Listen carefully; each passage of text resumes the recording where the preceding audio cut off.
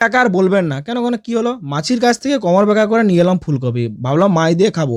তার আর জো আছে? আজ তো শনিবার, রান্নাঘরে পেঁয়াজ রসুনের ১৪৪ ধারা। তার উপর দেখি লেডিস র্যাপ দাঁড়িয়ে আছে।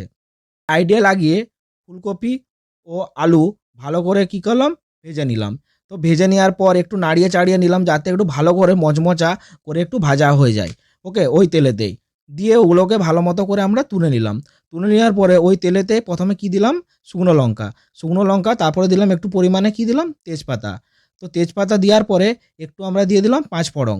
তো পাঁচফোড়ন দিয়ে ওটাকে কি করতে হবে? ভালো করে একটু নাড়িয়ে চাড়িয়ে নিয়ে একটু হালকা পরিমাণে ভেজে দিলাম আমরা আদা বাটা ও জিরা বাটা। তো এগুলোকে দিয়ে ভালো করে কি করতে হবে? আমাদের একটু নাড়িয়ে চাড়িয়ে নিতে হবে। কিন্তু আদা দেওয়ার পর বহুত ছিটকাবে। তাই আমাদের একটু সাবধান থাকতে হবে যাতে আমাদের টেস্টটা না খারাপ হয়ে যায়। তো যাই হোক, তারপর আমরা দিয়ে দিলাম অল্প পরিমাণে একটু টমেটো কুচি। তো টমেটো কুচিগুলো দেখতেই পাচ্ছ দিয়ে দিয়েছি। দিয়ে দেওয়ার পর ওগুলোকে একটু ভালো করে নাড়িয়ে চাড়িয়ে নিতে হবে। যখন দেখতে পাবে টমেটোগুলো একদম গলে এসেছে, একটু পরিমাণে আমাদেরকে কি করতে হবে? তার মধ্যে একটু জল দিয়ে দিতে হবে। তো জল দেওয়ার পরে দেখতেই পাচ্ছ একটু আমরা দিলাম কি? ধনে গুঁড়ো।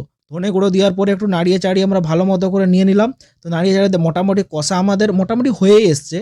ঠিক আছে? তো আরেকটু সময় লাগবে। তো এরপর আমরা দিলাম কি? অল্প পরিমাণে লঙ্কা গুঁড়ো। তো যে যেমন ঝাল খাবে তার পরিমাণ মতো এখানে লঙ্কা গুঁড়ো তোমরা দিয়ে দিবে।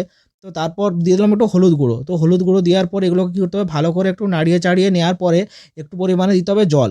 তো জল দিয়ে আমাদেরকে ভালো করে এটা কষে নিতে হবে। তো যখন দেখতে পাচ্ছ এটার মধ্যে থেকে তেল ভেসে এসছে, দেখতেই পাচ্ছ তেল এখানে সুন্দর তেল একদম উপরে উঠে এসছে। তো আমরা দিলাম আলু ফুলকপি যেগুলো তুলেছিল সিদ্ধ, সেগুলো আমরা ভালো মতো করে দিয়ে দিলাম। তো দিয়ে দেওয়ার পরে এটাকে একটু ভালো করে নেড়ে আমাদেরকে একটু করে কষে নিতে হবে যাতে মশলাটা ভালো করে তার গায়ে লেগে যায়। কারণ মশলাটা যত পরিমাণে ভালো করে লাগবে এটা ভিতরে তত ভালো মশলাটা প্রবেশ করবে। ওকে? তো দেখতেই পাচ্ছ মোটামুটি আমাদের ফুলকপি সিদ্ধ হয়ে এসেছে। তো দেখতেই পাচ্ছ জল ছাড়তে আরম্ভ করে দিয়েছে। জল একদম হালকা করে জল বেরোচ্ছে এটার মধ্যে থেকে। তো লাড়া মোটামুটি আমাদের কমপ্লিট হয়ে গেছে ফুলকপি। তো এরপরে হালকা করে দেখতে পাচ্ছ জলটা সব আমাদের শুকিয়ে এসেছে ও ফুলকপি মোটামুটি আমাদের রেডি হয়ে গেছে। একটু ঢাকা দিয়ে তোমাদেরকে একটু ফুলকপিটা বানাতে হবে যাতে সিদ্ধটা ভালো হয়।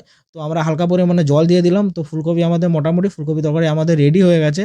তো দেখতেই পাচ্ছ একটু হালকা করে ফুটা মারতে হবে আর ফুলকপিটা পরে নামিয়ে দেবো। তো রেডি হয়ে গেছে, একটু ধনেপাতা উপর থেকে ছড়িয়ে দিলাম।